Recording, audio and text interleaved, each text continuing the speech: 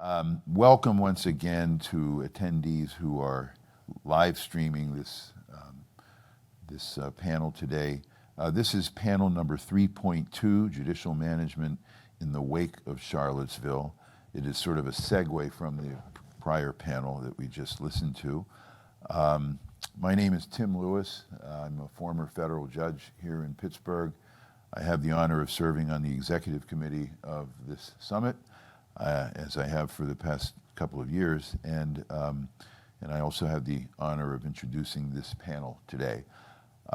Before we start, I am again asked to have you note that the QR code for those who wish to ask questions on the sides, over on the sides of the room here, should be used in order to submit the question.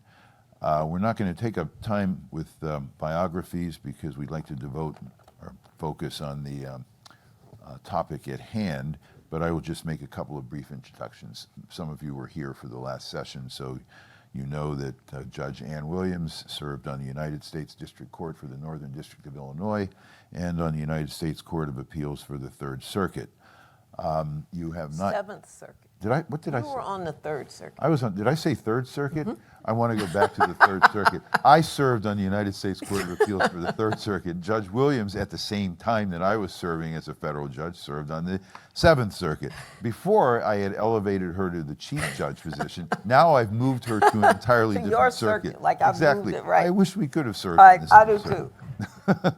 too. Judge Kevin Burke is a senior district judge in Hennepin County, Minnesota. I can tell you this, Judge Burke is truly, and it is well deserved, one of the most esteemed judges in the United States of America. I learned last night that he first became a judge when he was 33 years old.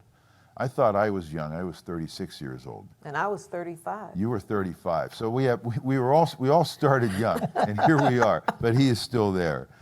So we're very happy to have Judge Burke with us. And we're also joined again by Amy Spitalnik, who was on the last panel. Amy, as you know, if you were here, is the executive director of Integrity First for America, which is a nonpartisan civil rights nonprofit that is backing a federal lawsuit brought by the Charlottesville community members against the Nazis and white supremacists who committed an attack in Charlottesville in 2017. I am also going to join this panel. I probably will not have as much to offer as my esteemed friends here, but I hope that we can have a lively and vibrant discussion about this important topic and issue, and we do look forward to your questions also. And with that, we'll turn it over to Judge Williams. All right, so welcome Judge Lewis and welcome back Amy. For those new members of the audience, can you just give us a nutshell summary of the Charlottesville case? Because the focus of this panel is on judicial management.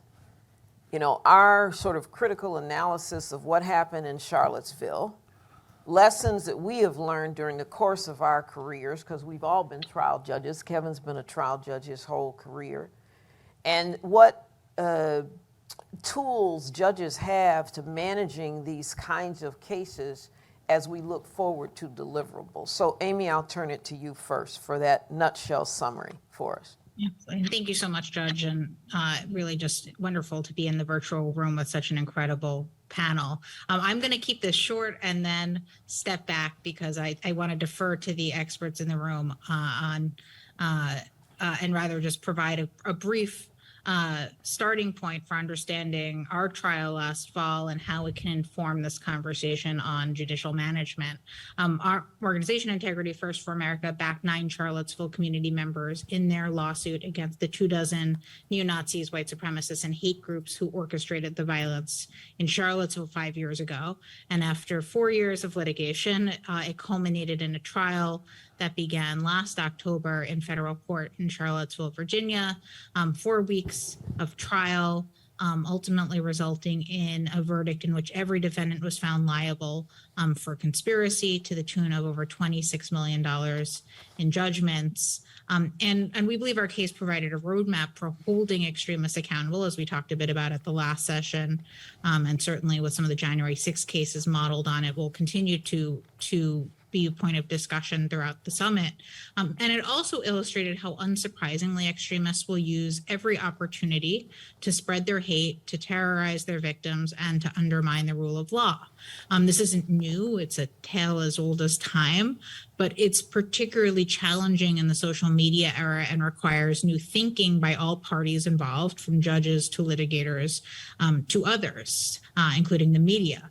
And so from the very start in our case, we saw defendants refuse to comply with their discovery obligations, everything from just failure to respond to phones falling in the toilet, the dog ate my homework of neo-Nazi excuses, as we called it, to, other issues related to discovery that may or may not have come up in our case, but certainly are very much to be expected in litigation like this, from using discovery to overwhelm parties to discovery sanctions, which certainly were a big part of our case. We talked about the adverse inferences and other sanctions that ended up coming down from the judge in our case. We had pro se defendants. And in fact, Amy, let me stop you there, because you've highlighted the whole discovery issue and some defendants who failed to comply with discovery orders. How did you handle that, and do you handle that, Judge Burke, in your courtroom? It's a problem in many kinds of cases, in my view. There's a United States Supreme Court decision, Brady versus Maryland. 50 years ago, they said prosecutors have to turn over exculpatory evidence to defense counsel, and I suspect there's not a single prosecutor prosecuting today who was a lawyer before that decision. And yet today we still see problems with turning over discovery. So I think that the biggest thing we need to do is to say, no matter what kind of case, whether it's the Charlottesville kind of case that's high visibility or some little bitty divorce case, we do not tolerate not complying with discovery stuff. And it's a pervasive issue. And I don't mean this will come across political, but I don't mean it. We see a former president who's having trouble getting over discovery, so you shouldn't be particularly surprised that it occurs in other places. I believe it's incumbent upon judges to set clear rules and expectations of what you will tolerate in your courtroom, and that is you're turning stuff over and we're going to move things along. I think the other aspect of this is the discovery process is, given the pandemic, I can kind of understand 4 years to get to trial. But I think that the goal really needs to be, these cases need to be resolved infinitely faster. You see, you can't bring closure for victims if you don't have the case over. Most of the time, I think most victims who appear at either criminal or civil courts, they actually feel like we did a good job. But even if we didn't, the bottom line is the worry about, will I have to testify, what will happen, all of that other stuff. It's intolerable that we allow these long delays to getting to cases, and I think that's got to be a responsibility of the judiciary, that we just got to move things. And Judge Lewis, so when people failed to comply, the trial judge here entered sanctions. You can hold people in contempt. What did you do when you faced that? Well, fortunately, when I was a trial court judge, I did not face it very often.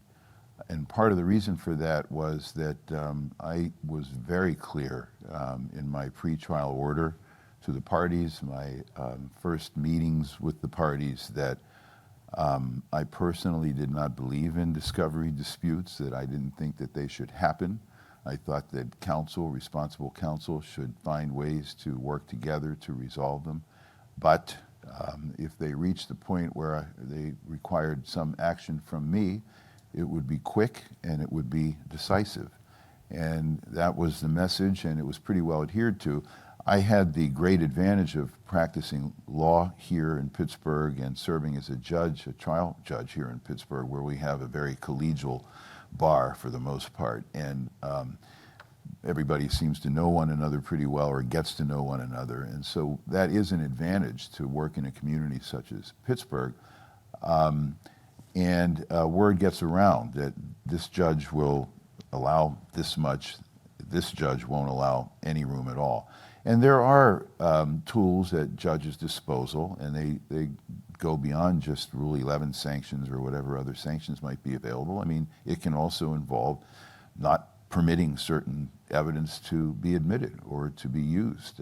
There are a range of things that a judge can do to control her courtroom and to ensure that the parties are adhering to the rule of law. And that's really fundamentally what we're talking about. Yes, and entering sanctions when there is a failure to comply. Like this adverse inference is something, like you said, the heart of the case ended up being essentially an admission because the defendants failed to respond to discovery. And of course, we can also hold them in contempt if they fail to comply.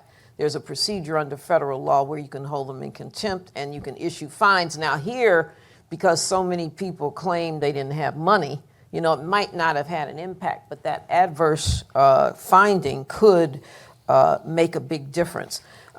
In the pretrial orders, let me ask you, Judge Lewis, in a case of this nature, so high profile, knowing the defendants that are coming before you and the way they challenge everything, how would you manage that pretrial conference in your pretrial order? Well, I would not necessarily change the pretrial order for one particular case because of the notoriety surrounding the case and because of everything that is the high profile nature and so forth. But what I would do is I would convene a pretrial conference and I would make sure that it was on the record. And I would say, I would make it very clear what would be permitted and what would not be permitted given the high profile nature of the case, the notoriety of the parties or a party and so forth.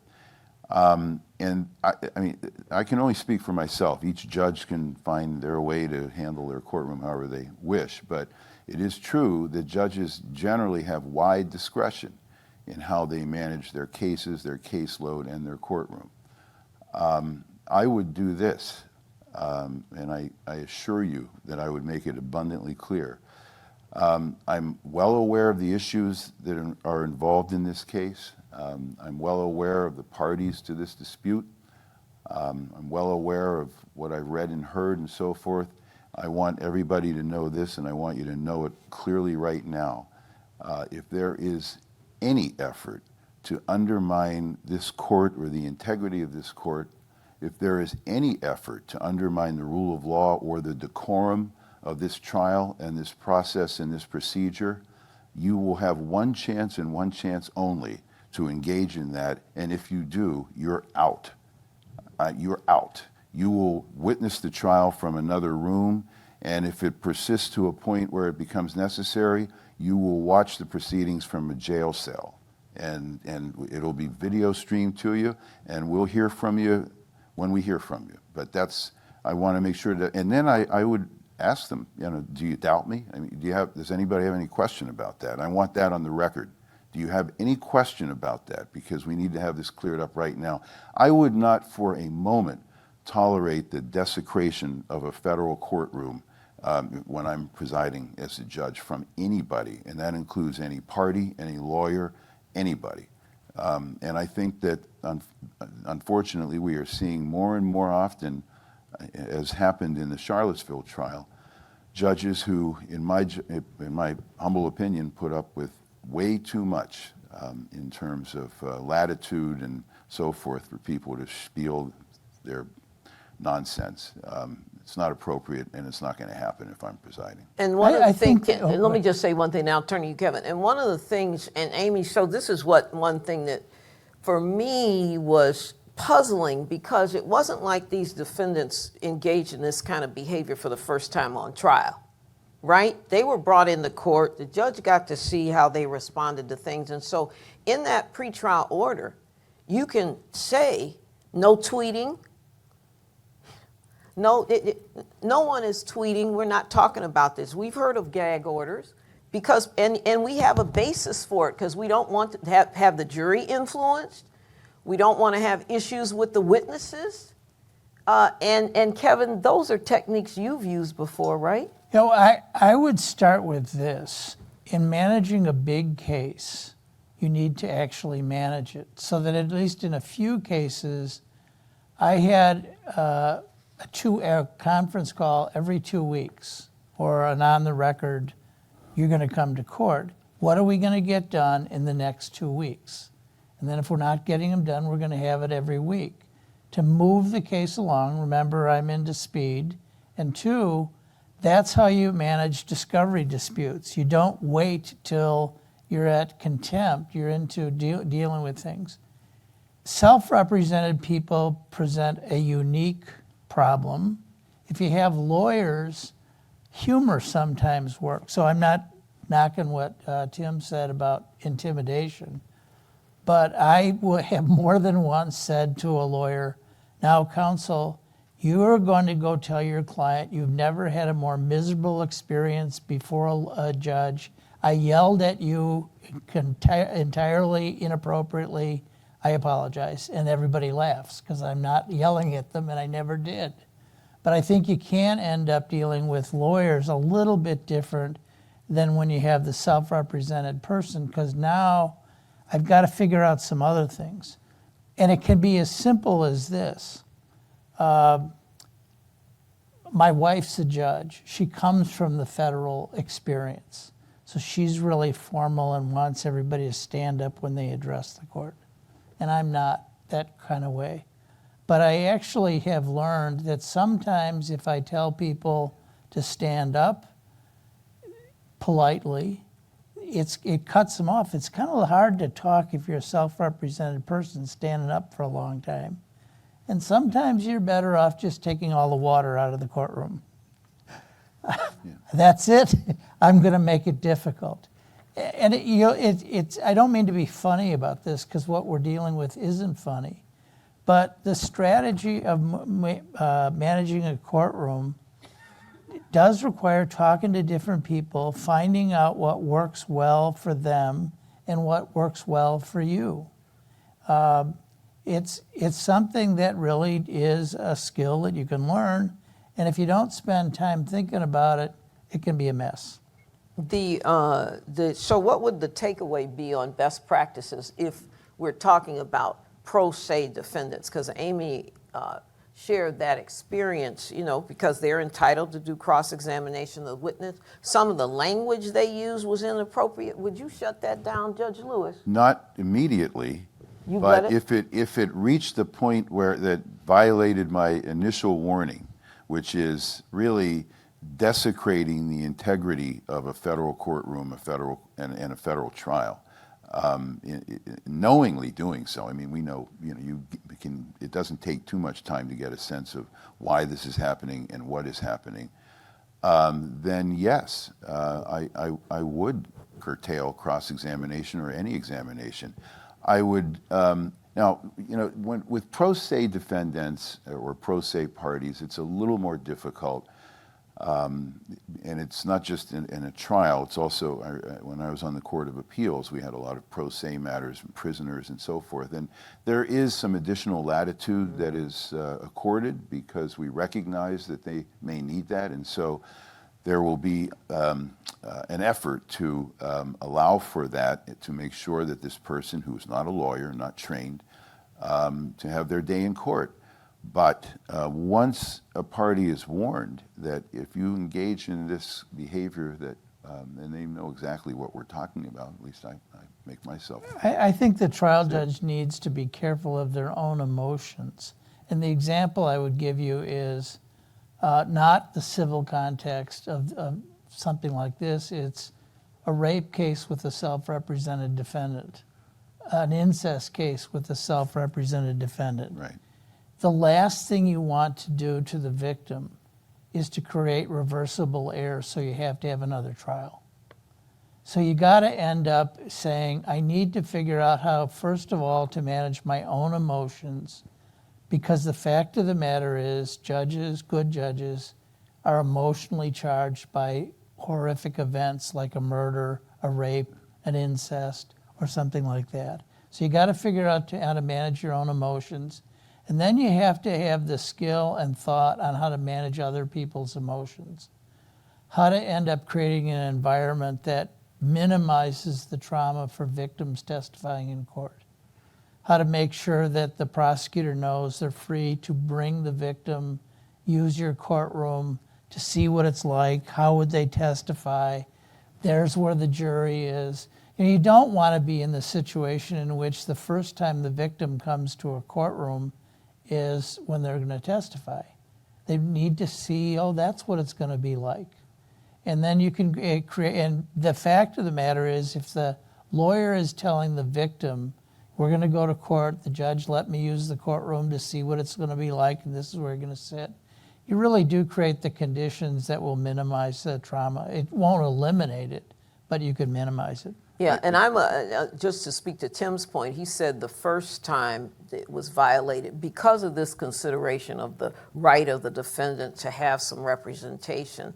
I might not do it the first time.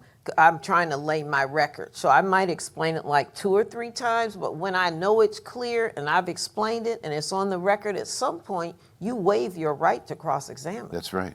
You give up that right to cross-examine. Now, I know the trial judge has to think about the public is looking, Right. but that really is not a consideration in terms of fairness, because we take that oath to be fair, but we are trying to make sure we balance the right of the defendant, but we have to look at the victim. So using abusive language, like a few times you'd say, you bring them to the sidebar and say, that's abusive. Using that kind of language is abusive.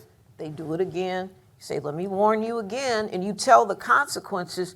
It can work. It's just a technique that can work that we all thought about. The other thing is, what about this live feed? Like you said, Amy, the victims were with you in the hotel room, so they had the TV. Then we had the feed going out.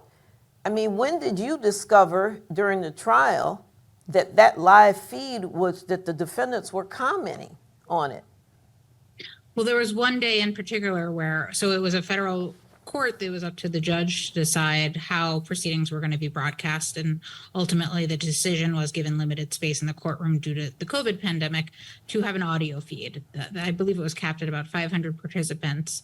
And over the course of the trial, you had some of the defendants drive their supporters to the audio feed to try to fill that feed so that others couldn't join. And then there was one day where somehow some of these extremists managed to unmute themselves and were making comments like "Make America Great Again" and racist comments and others on the feed that somehow broke through. Ultimately, the court was able to shut it down.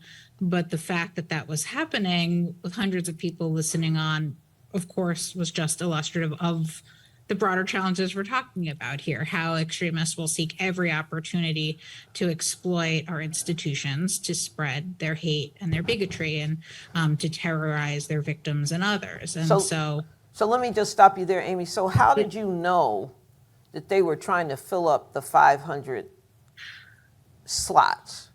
They were actually would say as much on social media. And so we would hear from researchers or from our own team monitoring the dark web for security threats, that some of the defendants and their supporters would say, join this, so that, I can't remember the exact language that they used, but it was a very deliberate piece of the puzzle for them to, as part of how they wanted to exploit this opportunity. And so you learned that early on? Did you learn that early on?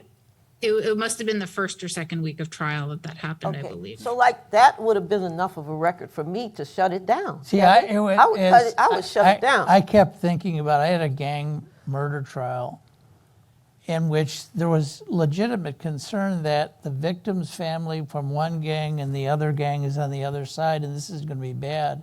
And so I decided it would be like a wedding. Are you on the bride's side or the groom's side? And we just separated up the courtroom to end up saying, here's for the press, here's for the victim side, here's for the defendant's side, and it actually worked. I think that the pandemic, again, in this case that you had when you've got live feeds and stuff, are a pretty unique problem. Hopefully will go away reasonably quickly.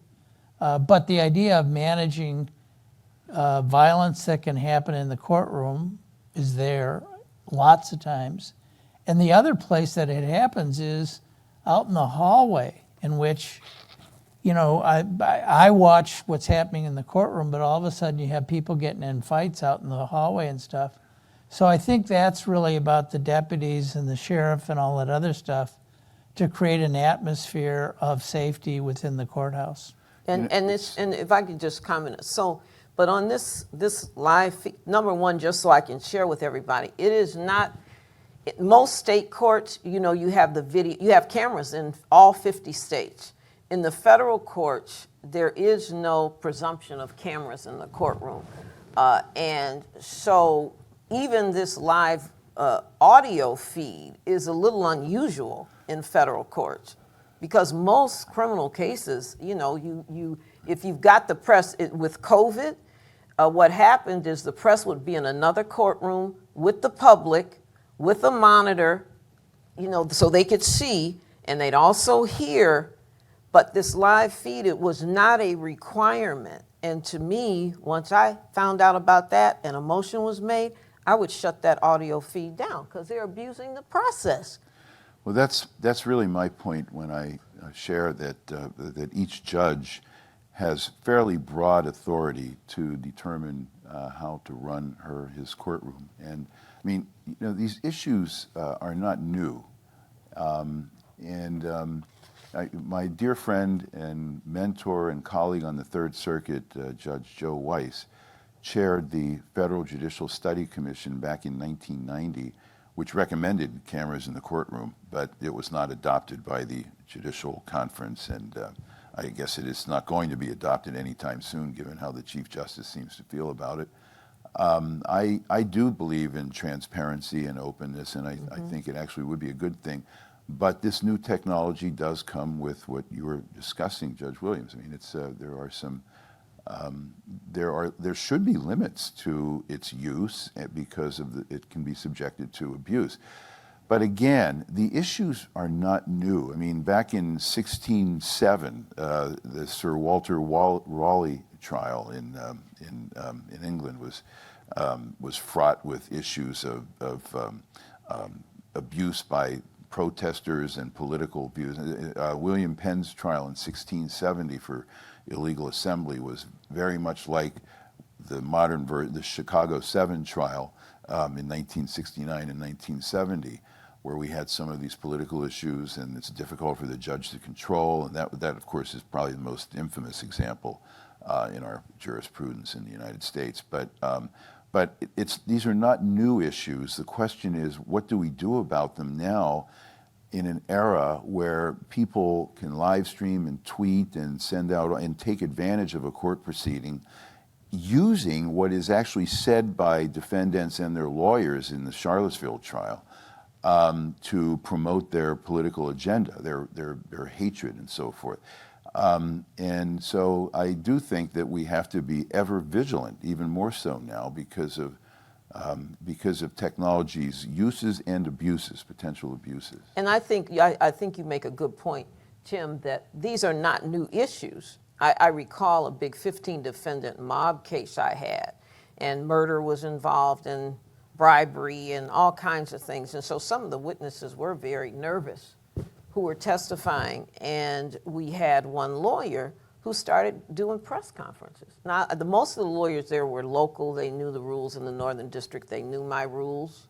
So they didn't do that. But this one lawyer came in from New York, and I got wind of it the next day, saw the article. I said, no, cannot talk to the press for the duration of this trial. Yes. And I had jurors who were anonymous jurors, so the jurors only had a number. I mean, there were some real issues in terms of security.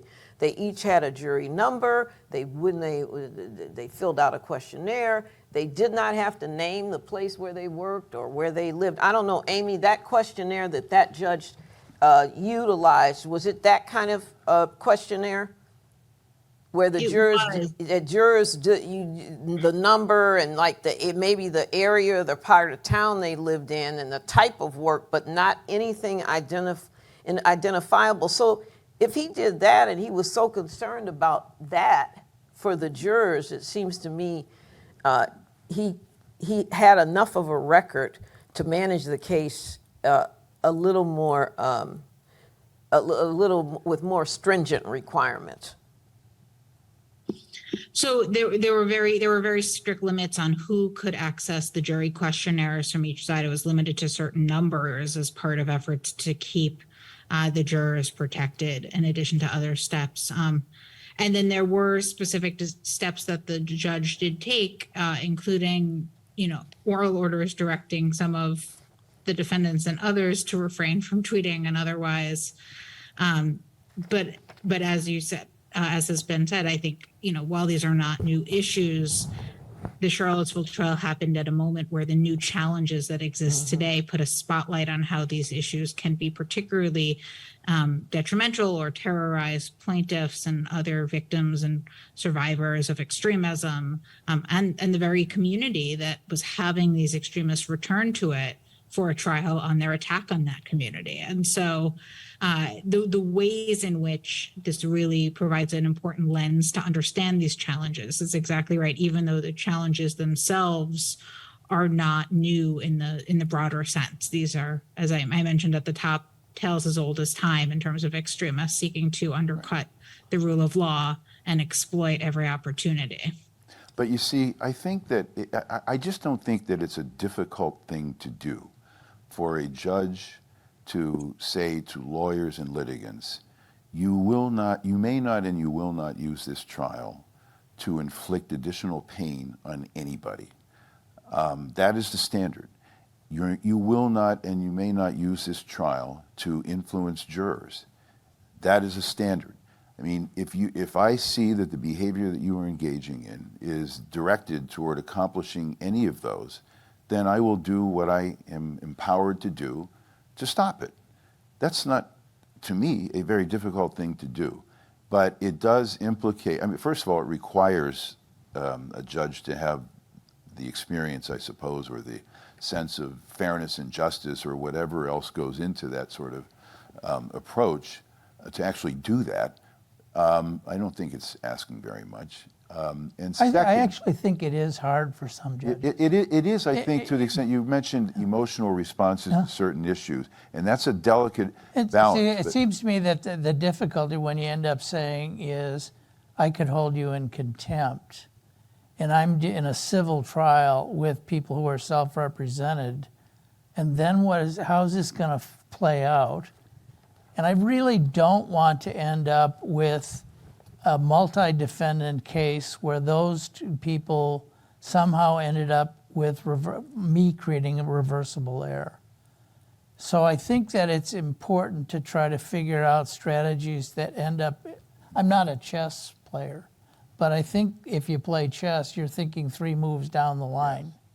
And so that when you have somebody like this, you got to be thinking about, okay, this really does tick me off, but it's really actually counterproductive on their part.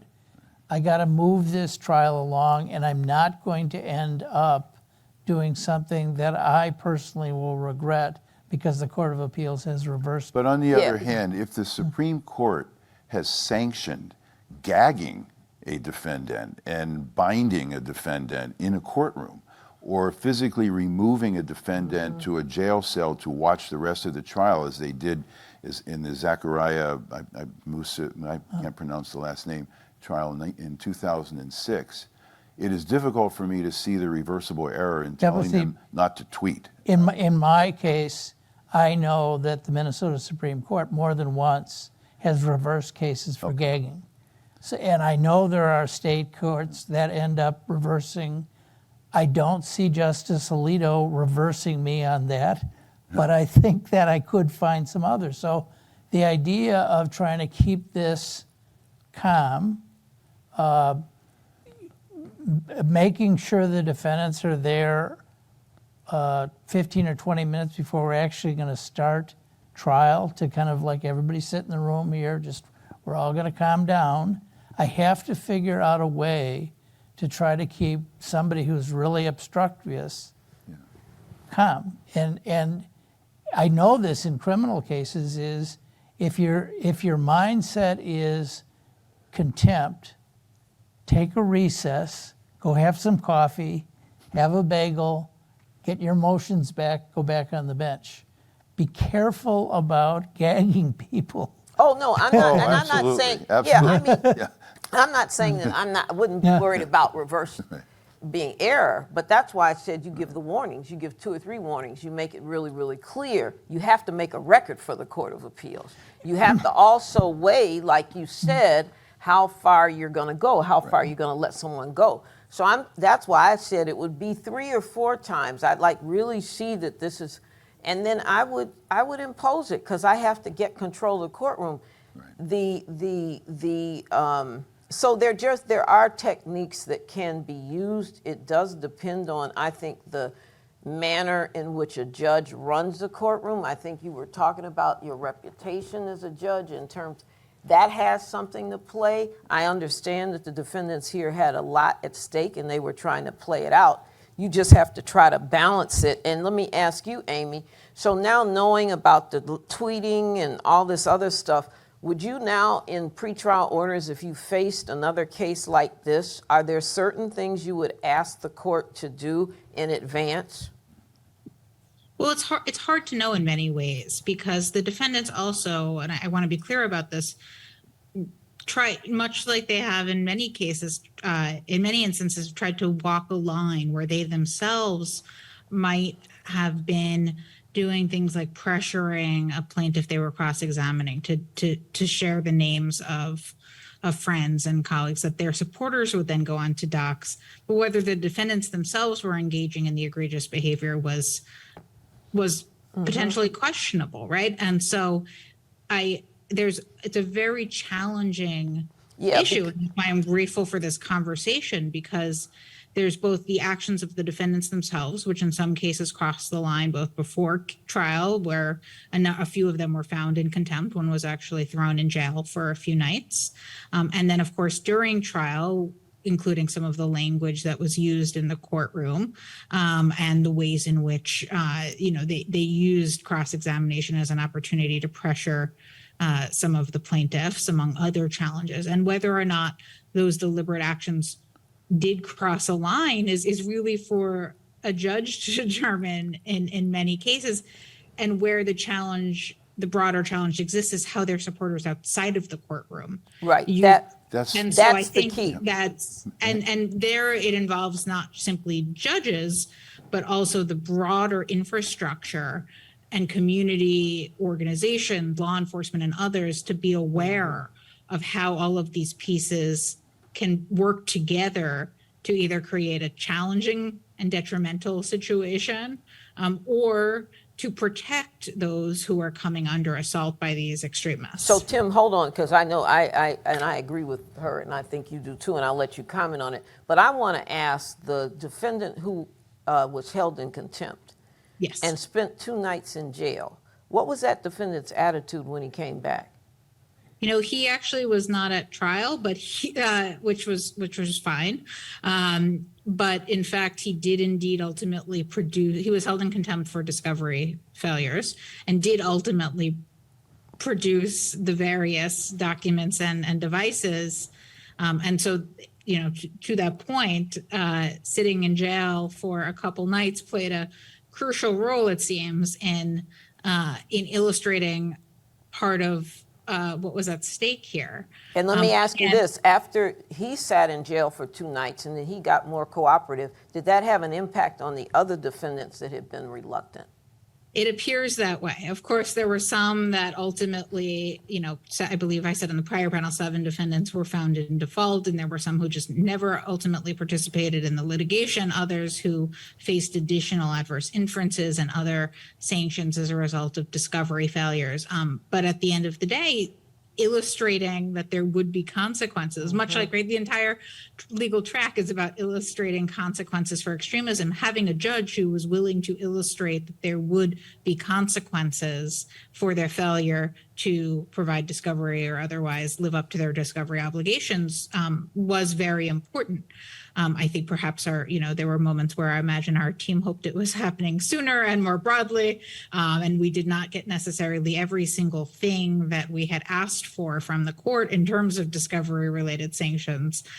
But having that accountability certainly sent a clear message. And Tim, you were going to comment on Yeah, controlling the outsiders. Exactly. We can't That's control. exactly but go right. ahead. All I was going to say in response, because I agree with everything that was just said, was that I think that in these types of cases and in the trial that we will see unfold next year, it is important for judges to reflect upon and bear in mind Justice Jackson's admonition when he served as a chief prosecutor at the Nuremberg trials. And he said, the purpose of the judge in a trial such as this is not just to ensure that justice is done. It is also to create an historical record. These are historical events. They are meaningful in so many ways, and they are tragic in even more. And in order to protect the country, protect ourselves going forward, it's important to have all the insights that we can possibly glean from how all of this unfolded. And part of that responsibility rests upon the judge overseeing the trial and ensuring that it is done properly, including, as you just mentioned, the admonitions at the very beginning, as I said I would have done, which is, here is how this is going to happen and here's how it's not going to happen. The other thing is, and you said, Amy, you've posted everything. So I think about the big mob case I had. I knew that this one lawyer was very problematic. How? I had gone back and looked at transcripts in Brooklyn and how he acted out in that case and ran the judge in circles. I read the transcript. I knew what was happening. One of the best things that you all are doing is posting that trial. Because if another judge gets, and we know these kinds of cases are coming, you have a really good record to make suggestions about how to manage the trial, because it's out there. Because it certainly changed my attitude. I knew this lawyer was going to be like this. And so there was, I started out being fair. I was fair, I think, the Hopefully whole you were time. through the Hopefully, whole right. thing. But the point is, I was aware. And so it impacted the way I managed the case. And he eventually calmed down when I said, look, you're in Chicago now, not in New York. So that New York stuff is not going to make it. It's not going to cut it. Al Capone learned that lesson. Right. Go ahead, Tim. You had something, Kevin. So then what would you, we're supposed to look at deliverables and what we would recommend in terms of managing cases of this kind. So I think that it's important to look at this in something of a sliding scale perspective. There are certain slights that we can endure. Judges should be strong enough and tough enough to endure. So a litigant is not going to call you Your Honor because it just disrespects the whole process. Okay, fine. You don't want to call me Your Honor. Fine. So the litigant will not stand, or lawyers will not stand when you enter the courtroom. Okay, fine, whatever. Mm-hmm. My children never stood when I walked into the room. But then when it starts moving into areas of blatant, overt abuse, with the purpose of disseminating a hateful political message or a harmful message of any kind, and when it then goes even further and potentially puts lives in danger, puts jurors in danger, is directed to influence the outcome of a proceeding, something of that nature, then what I began by saying, I would alert everybody to at the very beginning. If you go this far, you'll get one shot at doing that, and that's it. I will have, and that would be on the record, that they had been made aware of that. If we reach that realm, that's a whole different ballgame. And I think it's important that people, I think it's entirely fair to have that expectation as a judge if you have put the warning out there from the very beginning. And one thing I was sitting here thinking, in criminal cases on the federal side, because we had tax protesters, we had those that felt that the courts were not really the courts, had no jurisdiction on it, or not. So we could, under the Criminal Justice Act, appoint what we called a shadow counsel. Shadow counsel would meet with the defendant, say, I'm here to answer your questions as we proceed. You may ask me to conduct cross-examination or opening statement or whatever, or I will just sit here on the side. And that's what I had to do when I got defendants who were like uncontrollable or very, very difficult to deal with. We appointed shadow counsel. And I had one defendant who was always like waving his arms and everything. We figured out a way to have him sit at the table, way away from the jury. He was handcuffed below the table, so nobody knew. His shadow counsel was there.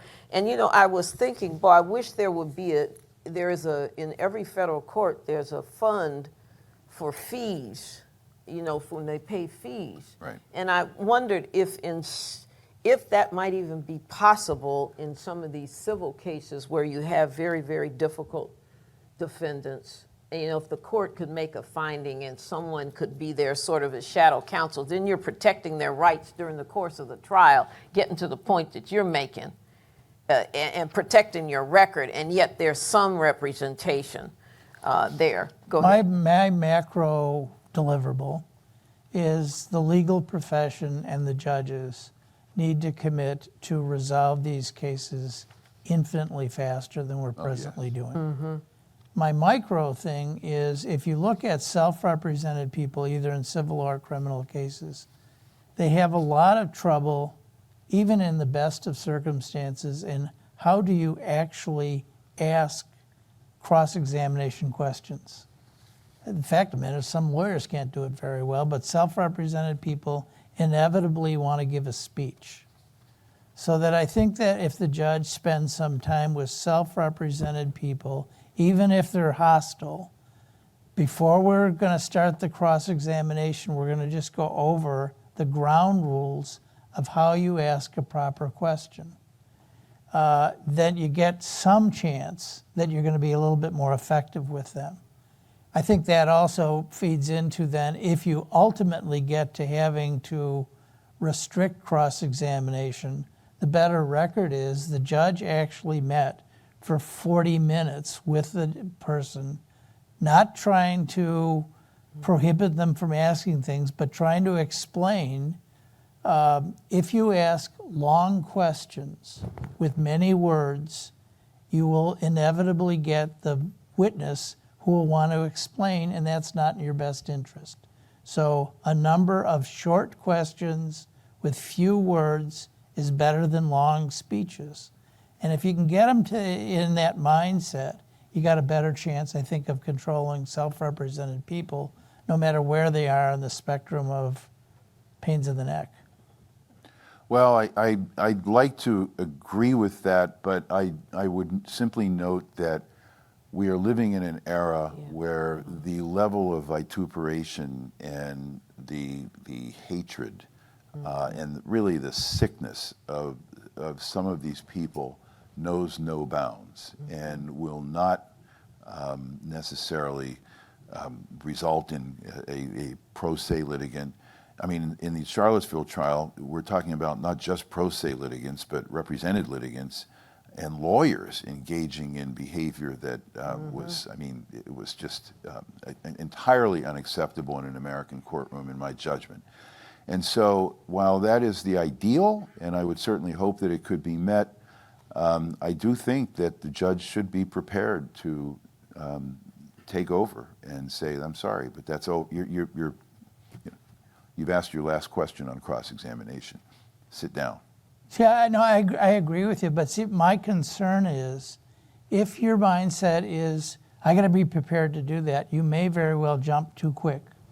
See, I've dealt with a lot of people who are self-represented in domestic violence cases and who hate the victim, and they're sitting there. So you got to figure out a way to end up saying, I don't want to make this a disaster. And that's why it seems to me that if you sit down and say, I'm going to make sure that I can anticipate where problems will be, and I know absolutely that in self-represented parties, when they do cross-examination, almost the first mistake they're going to make is they're going to want to give a speech.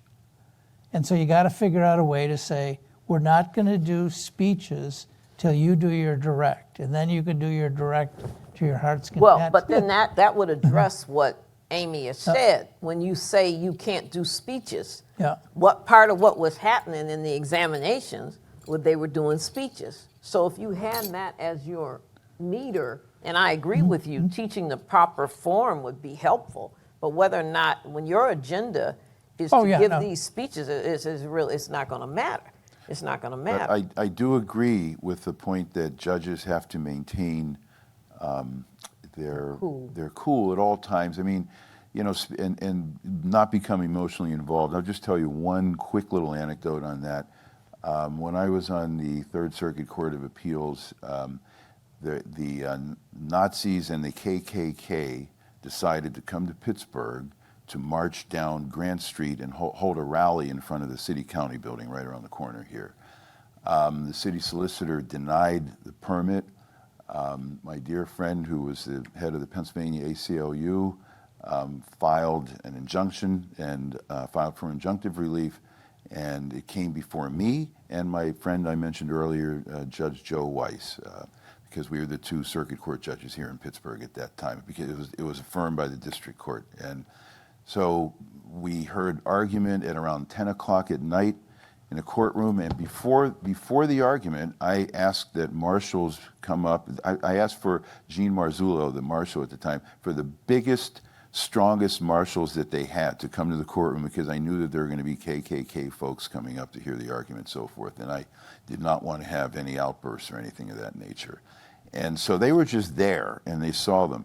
But I'm a child of Squirrel Hill. I grew up my family integrated Squirrel Hill in 1957. I used to hang out at Tree of Life all the time as a kid growing up, and I'm a son of Pittsburgh and so forth, and the Nazis and the KKK.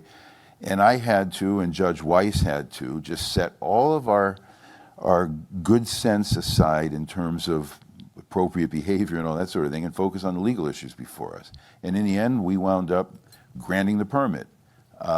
We didn't like what was happening. We didn't want it to happen, but the law required that we let it happen. And so it did happen the next day, and it did not get out of control. But these are some of the things that judges have to face every day. You can't lose your cool, but you do have to take control and make sure that things proceed in a manner in which that a federal court or any court in America deserves. So I hope, Amy, this discussion was helpful, because you got to see that it's a little more to it than one might imagine in terms of how we have to think about things, the different considerations that we have, but it's about control. It's about control of the courtroom. I guess that would be my last word. What about you, Kevin? I want to see the baby picture. Yeah, you're the only mother I know who's come up with like a perfect opportunity to say, here's the baby picture. No, this is a film. This is being filmed. She doesn't want to show the baby I was like, picture. shoot, on point for the discussion. I will wait until the live stream is over. Exactly. And I'll send Okay. it to you. Exactly. Okay. Well, thank you, Judge Lewis. Thank you, you. Judge Burke. Thank you, Amy, for your you, Amy. candid Thank you. discussion. And thank you all for coming and Thank you so much. attending.